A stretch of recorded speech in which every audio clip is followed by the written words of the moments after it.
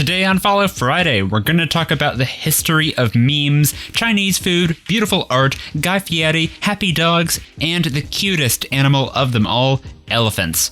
That's in a minute with Ben Brock Johnson and Amory Sivertson from Endless Thread.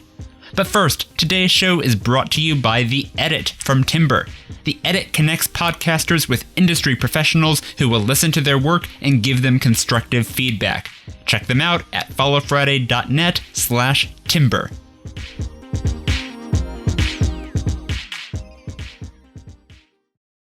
Today is a good day to meet some new friends. Everyone make a way. The show is a buffet of folks you should know. So let's have a soiree. Well, that's enough for play. So now right away, with no further delay, it's Follow Friday. It's Follow Friday. It's Follow Friday. It's Follow Friday. I'm Eric Johnson. Welcome to Follow Friday, the podcast about who you should follow online. Every week, I talk to creative people about who they follow and why. This is a guided tour to the best people on the internet, led by your favorite writers, podcasters, comedians, and more. If this is your first episode of the show, please take a moment now and follow or subscribe in your podcast app. It's free, and you'll get fresh interviews with your favorite creators every week. Today on the show, we have Ben Brock Johnson and Amory Sivertson, the hosts of Endless Thread from WBUR in Boston. It's a podcast about the blurry line between the online world and the real world, and recently, they've been releasing episodes about internet memes that you have to check out. Here's a clip from one of my favorites.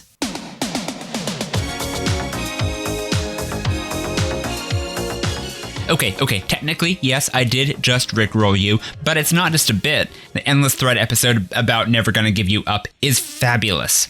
You can find Endless Thread wherever you listen to podcasts. Ben and Amory, welcome to Follow Friday.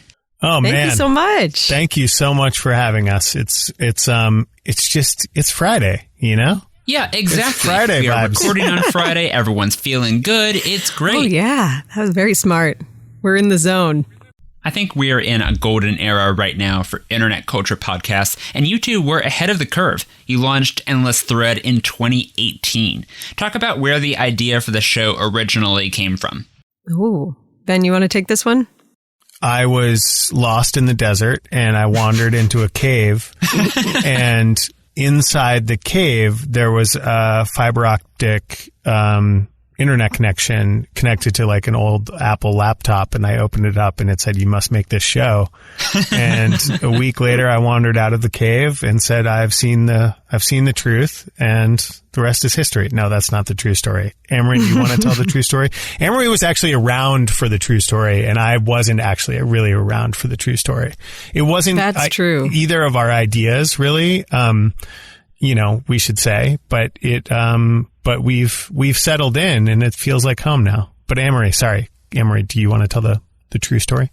Yeah, it was a former colleague of ours within the iLab, which is the WBUR podcast team. I think there was another podcast called Kind World, stories of, profound acts of kindness. And there was a story featured on that podcast that came from the online platform Reddit.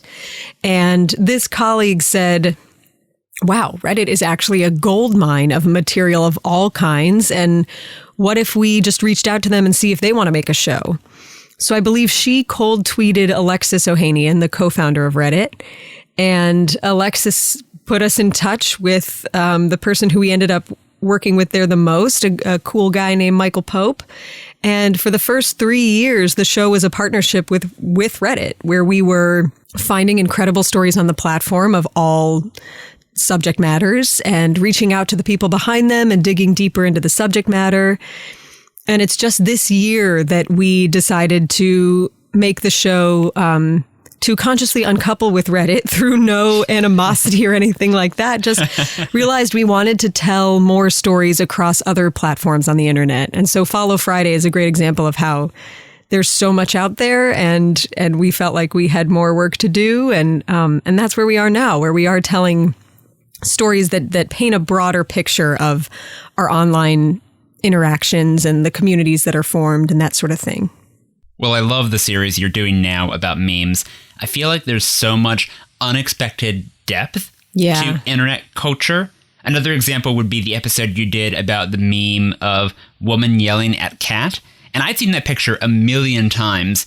And as someone who had never watched the Real Housewives shows where the woman yelling picture was taken from, I never processed the fact that A, of course this came from somewhere, and B, the fact that there would be such a harrowing story behind her yelling. Same. You know, that's how most of us consume memes, right? Like there's this, and we talk about this a fair bit in the series, that there are so many different layers to it, and you can kind of come in at any layer, right? Like you can come in not knowing anything about the image that you're playing with, but if the image is, you know, a lot of times the image kind of speaks for itself, or at least it brings a vibe that as long as people put a caption on it that is understandable to you, you can enjoy it and you can pass it on. But then there are multiple layers to memes, and you can also be like a huge Real Housewives of Beverly Hills fan, like and Ben. Actually understand, like have, like me, and you can have seen the original episode. So it's really interesting how memes like they have this potential for incredibly rich communication of information. Like I didn't know where it came from either, Eric, actually. I had no idea. And so digging into that story was really interesting for me as well, because I knew of, you know, I mean, I knew Taylor because my wife and I watch that show sometimes. I should just say it that way. But I didn't know the trauma that it came from, right? And learning that through working on the episode with Amory was really interesting and fascinating, and also kind of disconcerting too. And that also really captures what you were saying about the blurred lines between the online world and the real world, because there are some memes that are born of stock images where, yes, there are real people featured behind them, but you're not seeing them in a real, genuine moment. And so it is really hard looking at anything online and knowing, is this real? Is this manufactured? Was this person paid to do this? Was this just a screenshot grabbed of them? So I'm glad that we get to explore some of that through this series. Absolutely. So yeah, the name of the show is Endless Thread, and we are talking to the hosts Amory Sivertson and Ben Brock Johnson. But now let's find out who they follow online. You can follow along with us today. Every person they recommend will be linked in the show notes and in the transcript at followfridaypodcast.com. It's Follow Friday. Ben and Amory, before the show, I gave you a list of categories, and I asked you to tell me about 4 people you follow who fit in those categories. Ben, we're going to start with you. Your first pick is an expert in a very specific niche that you love, and you said Li Ziqi, who is on YouTube at CNLIZIQI. This is a huge YouTube channel, but I'd never heard of it. Explain what Li Ziqi does on her YouTube. I don't know that much about this person. She appears to live with her mom in Western China, I want to say. Mm-hmm. And she's got a legit following, you know, like she's got 16.5 million subscribers.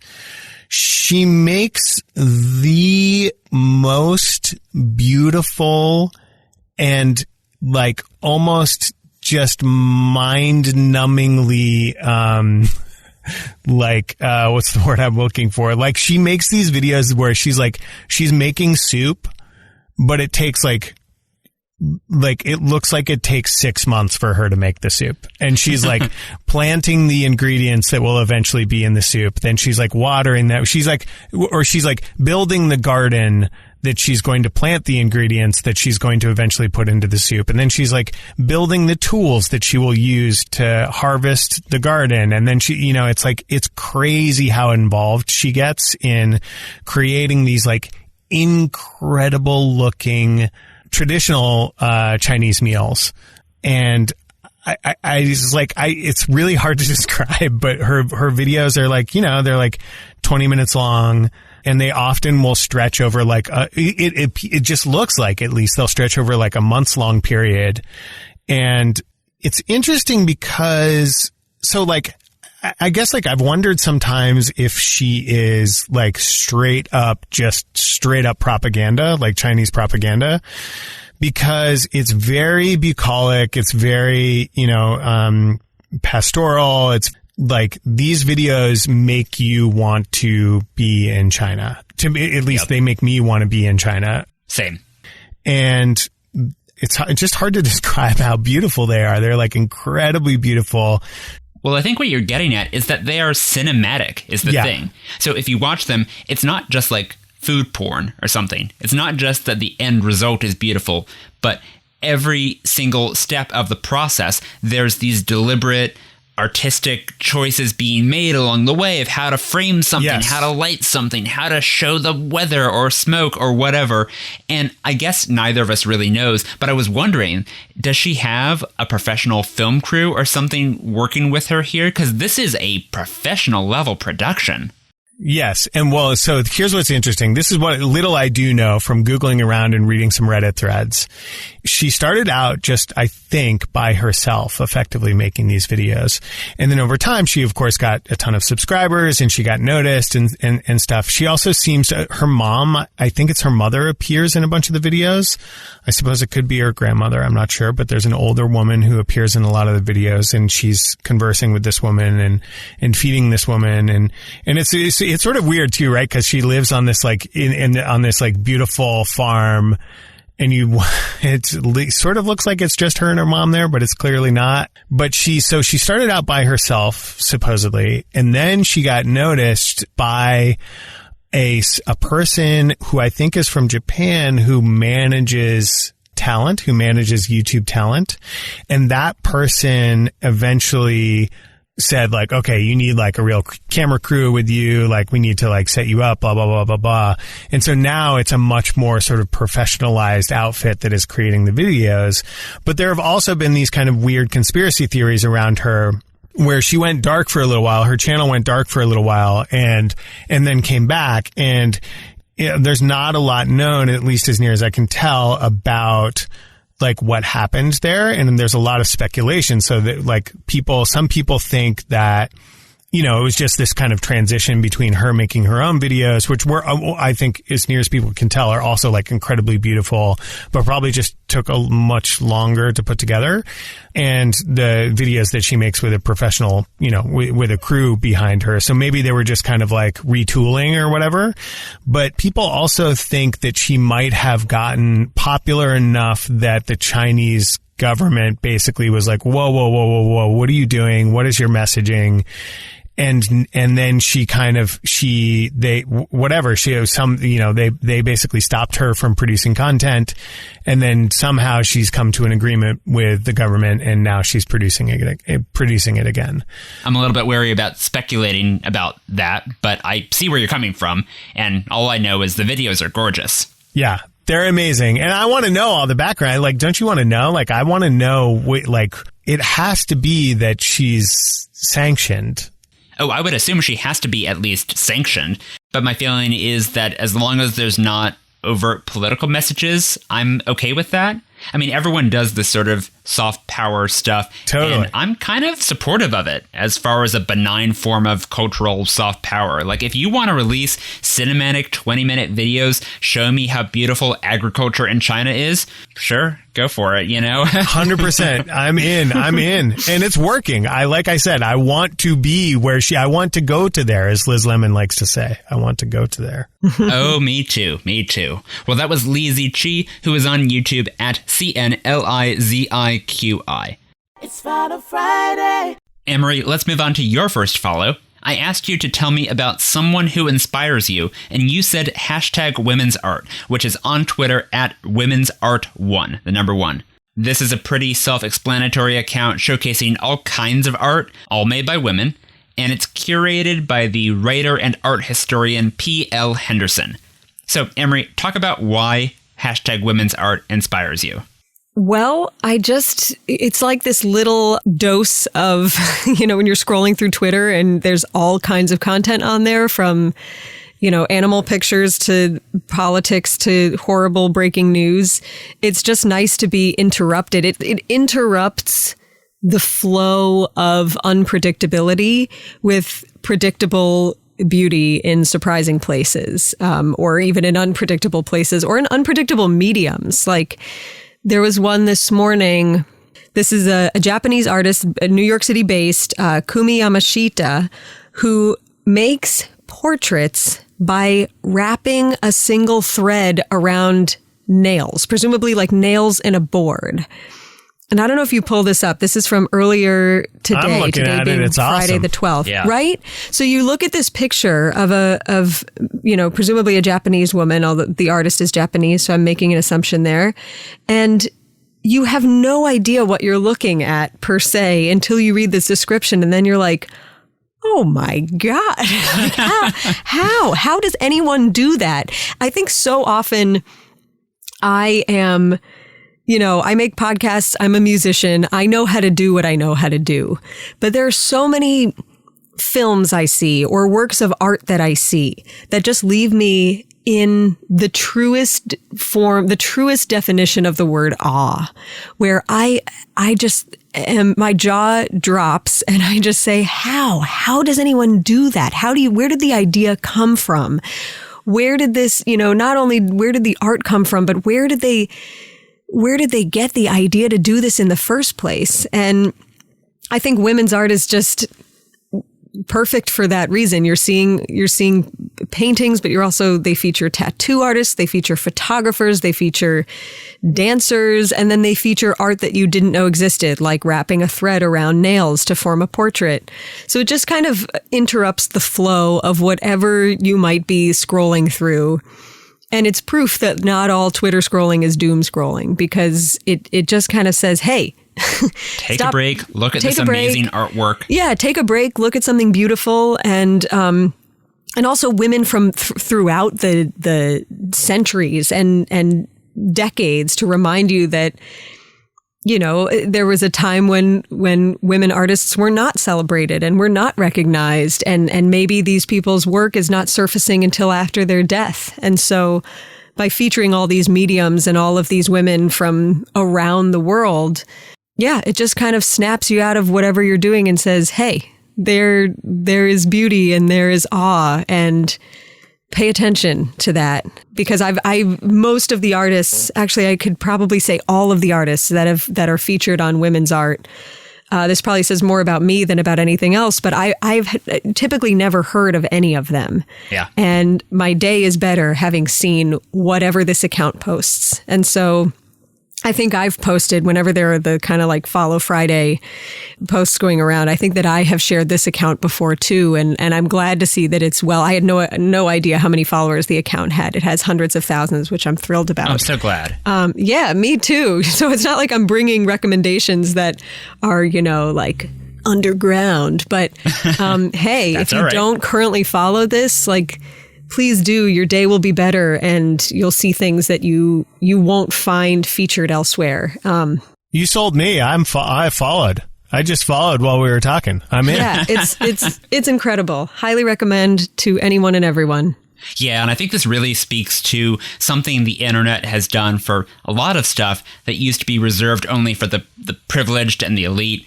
It really makes art so much more accessible, approachable, where you don't need to have been to an art school, you don't need to have been to a fancy college. You can just follow an account like this and give yourself this like introductory education in the sheer diversity of artwork that's out there. And I really love what the curator, P.L. Henderson, is doing here, just because it's such an approachable way of introducing people to stuff they've probably never seen before. As you were saying, artists that you've never heard of before. Yeah, and think about art museums and how, those are cultural institutions that have to stay afloat and have to charge a certain amount for admission in order to do that. And you might see a whole exhibit of one person's work. And Women's Art, the account is like an art exhibit full of just one-offs, just like, here's one piece and you can go find a lot more of this person's work. But in the meantime, like, just scroll through our little museum that's going to introduce you to people you've never heard of before and people who might never have their own exhibit somewhere. I think another thing that's interesting is like finding stuff that speaks to you, and like so much art is very subjective in the way that you consume it, right? And even though like some of it's supposed to be good and some of it's supposed to be not good, like at the same time, like doesn't really matter. What matters is how you consume it as a person who's like, coming into contact with the art. And I think that so much of, I don't know anything about art history really. And so like for me, when I consume art, I love a situation like this where I can just respond to things that I like and learn about them, whereas like, instead of being sort of told, it is, of course, it's curation and I'm being told that this is good, right? But like, this is a bunch of different kinds of things and I can consume them as an ignorant person and still kind of like figure out what I like and kind of lean towards that in a way that like, I don't feel the same way necessarily at an art museum, if that makes sense. Like that feels so much more curated. Whereas this, I can scroll through it and be like, don't care. Ooh, this one with like the maze and the woman's brain being part of the maze and like this, like, whoa, this is awesome. And then I can lean towards that. I think that's cool. So Amory, you said this account inspires you, and you mentioned that you're a musician as well as a radio journalist. Does this inspire you to make visual art or to try something like this? No, I am not capable of making visual art.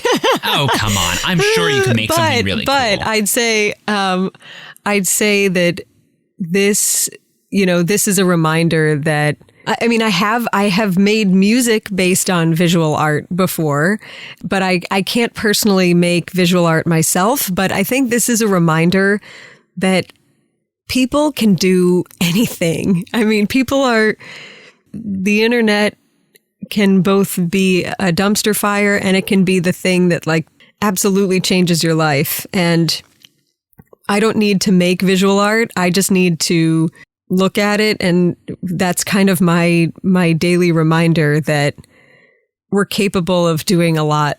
I'm not being articulate at all, but no, you know what I mean? It's just, it really breaks my brain what people are capable of. And it makes you, if not, it doesn't inspire me to make visual art. It inspires me to want to make more of the art that I'm capable of making and to make it as true to myself as possible in hopes that, someone will appreciate it for whatever it is the same way that I appreciate a lot of what I see on this account. Exact same here. So if you want to add inspiration to whatever you're doing in life, you should follow #Women'sArt, which is on Twitter @Women'sArt1. We're going to take a quick break now, but we'll be back in a minute with Amory Sivertson and Ben Brock Johnson from Endless Thread.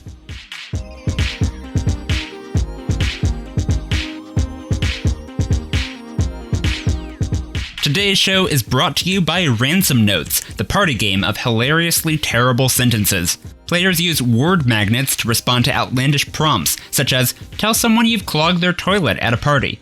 You can learn to play in under 1 minute, and even the shyest players will be creating laugh-out-loud word magnet responses right away. I've been playing this game recently, and it is so much fun.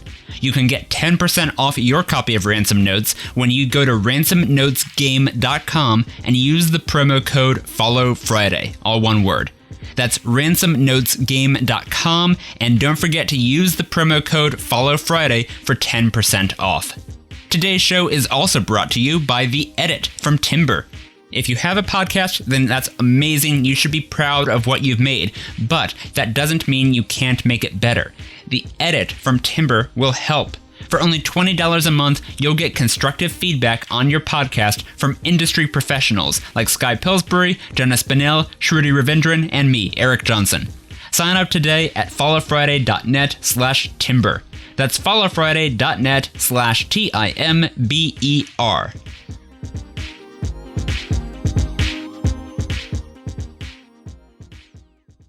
It's Follow Friday.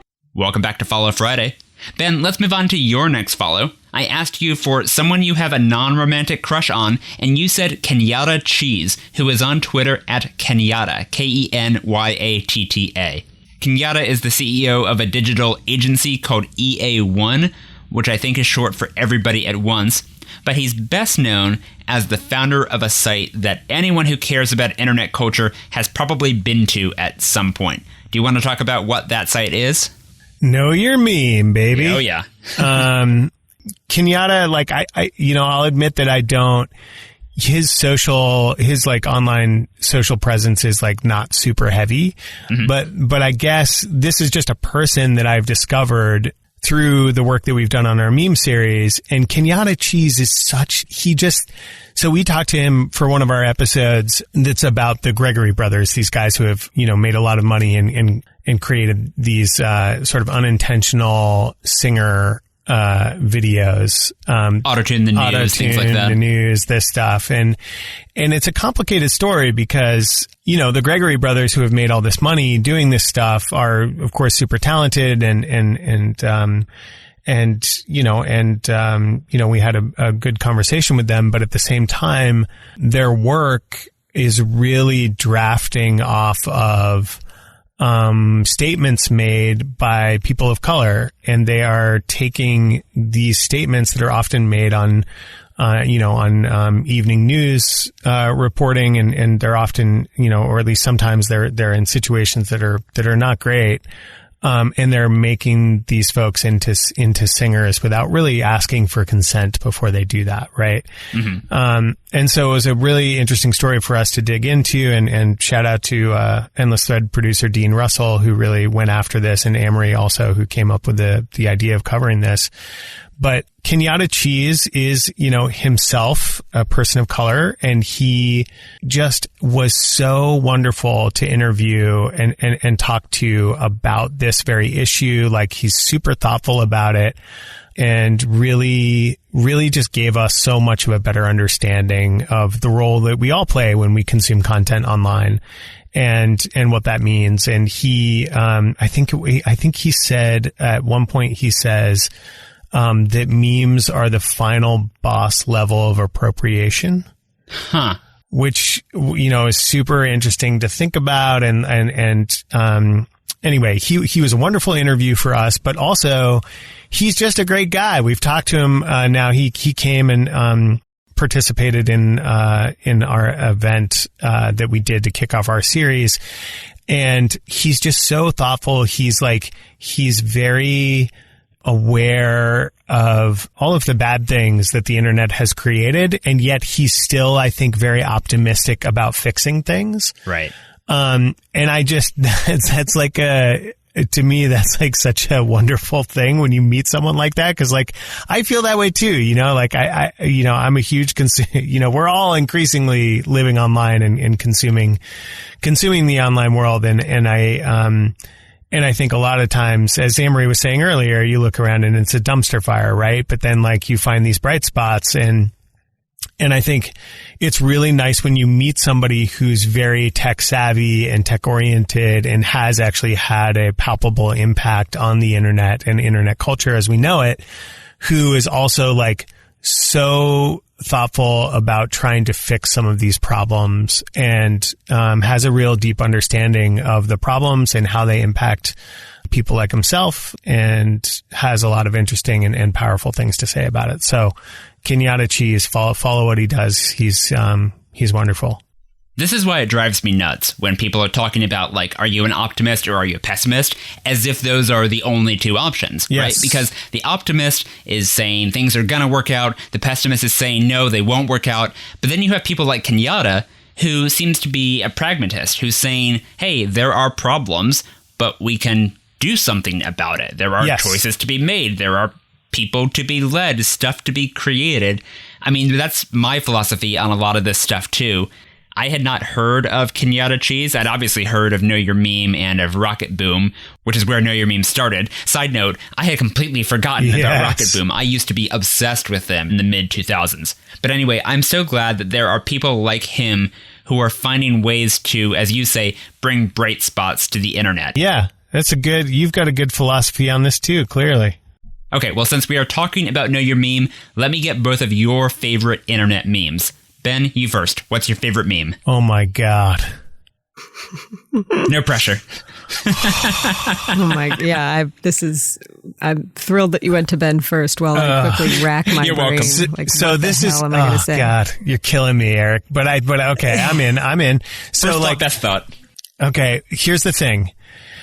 This is one that I don't even know the origin of it. I need to look it up on Know Your Meme, co-founded by Kenyatta Cheese. Please, my son, he is very sick. Do you know this? I think so. Like, I don't even really know what this is or where it comes from. I think it may come from Guy Fieri. Okay.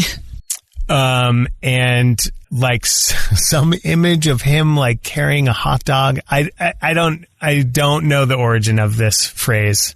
Okay, I've got it here on Know Your Okay, Meme. you know. Let me read this. All right. Quote, please, my wife, she's very sick, refers to a phrasal template that is generally matched by an image of the subject cradling another in their arms. Yes. The template most commonly used follows the phrase, please, my ex, they're very sick, with slight variations. It started with a picture of a raccoon standing upright and cradling a cat in its arms. And I guess the Guy Fieri version is... here it is. It's Guy Fieri holding a gigantic hot dog. Yes. And it says, please, my son, he's very sick. Yes. And just the idea that like Guy Fieri is related to a giant hot dog somehow, it just feels right. But I saw one recently and it was like, this is how I discovered this. The way into this meme for me was, it was like a digger. It was like a backhoe, like you know, it was a large piece of John Deere equipment. Right. Carrying the exact same piece of equipment that was like much smaller. And it was like parked, it was like on a street and it just said, please, my son, he is very sick. And for some reason, for some reason that just tickles me. And it's just like Go Face, it's just, there's something about it that is hilarious to me. That's all. All right, Amory, you're up. What's your favorite meme? You'd think I would have thought of one by now. Well, I can't. I'm trying to remember what the actual, because this was a, okay. I don't know if this is actually a meme, but it's been stuck in my head ever since. And I think it's been memified, or I've seen one application of it. I'm getting into TikTok memes, which maybe are not a unique brand of meme, but I'm liking what people are doing with audio and taking an audio track and putting a different visual to the audio track so that the audio means something slightly different. And the one example that I can think of was this, it was like a dog. I don't know what this dog was doing, but this dog was like, it was like tapping its back foot very rhythmically. And so this guy, the original video is he's filming his dog doing this like rhythmic tapping, and he's singing along to it like, I'm a I've seen this, guy. yeah. I'm a happy guy. That's a good impression. Well, I do it all the time around. You can just ask my husband. I do it about everything. And someone took that audio and then set a different video to it about a different happy guy of a sort. Happy guy. Oh, just a happy guy. Oh, just a look at that, the happy dog. Oh, just a happy. I just love that. I think that stuff is so clever. I love when the internet makes me go like, people are so funny. Where do they get this stuff? Where do they come up with this stuff? And what I also love about it is that this is like, I do stuff like that all the time around the house. I make up little songs. I do ridiculous stuff. And TikTok is where a lot of those things are finding a home. And then other people are finding a new home for those things by repurposing it.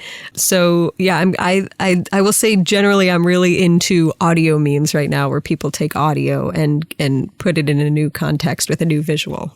I love both of those. And that was Kenyatta Cheese, who is on Twitter at Kenyatta. It's Follow Friday. We have time for one more follow today. Amory, I asked you for someone you've followed forever, and you said the Sheldrick Wildlife Trust, which is on Instagram and Twitter at Sheldrick Trust. This is also one of my personal favorite accounts to follow, so you must have very good taste. Thank you. Talk about what the Sheldrick Wildlife Trust does. The Sheldrick Wildlife Trust is an animal, it's an animal orphanage sanctuary, sort of an organization primarily focused on elephants, but I think they also do some work with giraffes. They do some work with rhinos. And this both represents my very deep love of elephants. And I sponsor an elephant through them. I have an elephant son named Ambo. And it's kind of like a backup plan in life that if everything goes to shit, I will flee to Nairobi, where I believe their main elephant orphanage is, or sanctuary is, and we'll just say, please teach me everything I need to know about caring for elephants.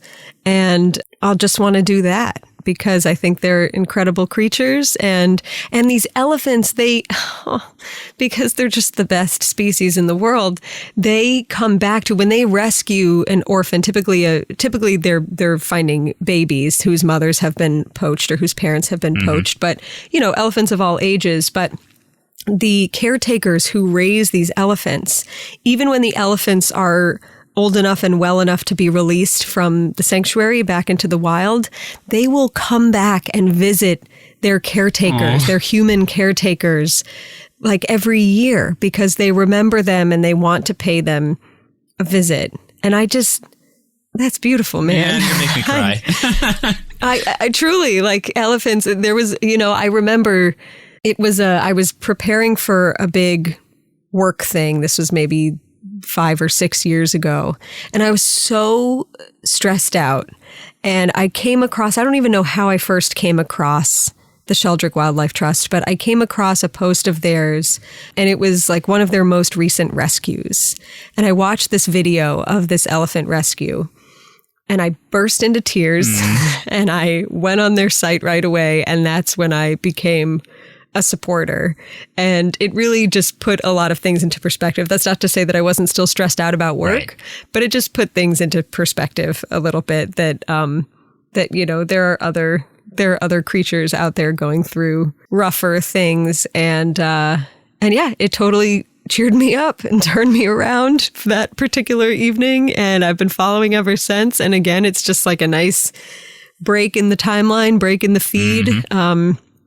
To when there's no time that I do not want to see an elephant. I always want to see an elephant. And so, yeah, I think it's good to follow. I think it's good to support. And yeah, if I have introduced just one person today to the Sheldrick Wildlife Trust, I'll be happy. Every follower counts. Yeah, so I follow a lot of animal accounts, like a lot of cute animals of different kinds. And before anyone asks, yes, elephants are the cutest animal. Thank you for coming to my TED Talk. But I will say that some of the accounts are a little bit suspicious, a little icky, because it's like, oh, wow, it's this adorable video of 20 identical puppies. And then you start to think, wait, you have 20 identical puppies. Are you a breeder? Are you a good breeder? And so it really feels good to follow an account like Sheldrick, where I know that these videos are in service of a good cause. I feel morally in the clear when I'm watching these videos. Yeah, if you want to support the Sheldrick Wildlife Trust, you get a I don't know if this still happens because I admit I haven't looked at mine recently, but you get like a watercolor painting of your elephant once a month. So someday I hope to meet Ambo, but in the meantime, I have watercolors galore of him. Well, you mentioned your deep, abiding love for elephants. Does that come from a specific thing you watched when you were a kid, or is there some other experience that led you to feel that way? Do you know where that started? Dumbo. I think when she saw Dumbo. No, that movie is so sad. Yeah. I can't watch Dumbo. I don't know where where the love of elephants specifically came from. Elephant ballerinas in Fantasia. No, those are hippos. Those are hippos in Fantasia. No, they're hippos. Good call. Hippos. My right. bad. My bad. It's a good question. You know what? I'll have to ask the Sivertson Brain Trust. I'll have to ask my parents to know if there was a moment for me. But I've gone through phases like that with different creatures throughout my life, and they're giant herbivores who look like they came from some prehistoric time, and so I'm in awe of them. I guess I don't know. They look like they can't quite be real, but they're real. And like, if elephants exist and are real, then more things are possible than you maybe thought were possible. Well, that was the Sheldrick Wildlife Trust, which is on Instagram and Twitter at Sheldrick Trust. Ben and Amory, thank you for sharing all these follows with us today. Before we go, let's make sure listeners know how to find both of you online. Amory, you go first. Where should people go if they want to follow you? I think I'm at Amory Music everywhere. So that's AMORY I had to think about how to spell my name for a second there. It's Amory Music, all one word, at Amory Music on Instagram, Twitter, Facebook. Yeah, maybe TikTok. No, I think not. I have no content on TikTok. You don't need to follow me there yet. So Amory Music. And Ben, where should people follow you online? Oh, man. I really like to come up with something really funny to say right now, but it's Friday, So I'll just say... And you want people to actually follow you, right? I know. No, I do. I just was going to say 42069 husky bro at AOL.com. Yeah, at AOL.com, at AIM. It's the Brock Johnson, as in Dwayne The Rock Johnson, but the Brock Johnson. And you can find me there on Instagram if I let you follow me, and Twitter, where anyone can follow. And I'm team follow back, so hit me up. And you can find Ben and Amory's podcast Endless Thread at wbur.org/endless thread, or just search for Endless Thread in your podcast app. You can follow me on Twitter at HeyHeyESJ, and don't forget to follow or subscribe to this show, Follow Friday, in your podcast app if you don't already. If you like this episode, then don't miss the past episodes with Garbage Day's Brian Broderick or ICYMI hosts Rachel Hampton and Madison Malone Kircher. Our theme music was written by me and performed by Yona Marie. Our show art was illustrated by Dodi Hermawan. That's all for this week. This is Eric Johnson reminding you to talk about people behind their backs, and when you do, say something nice. See you next Friday.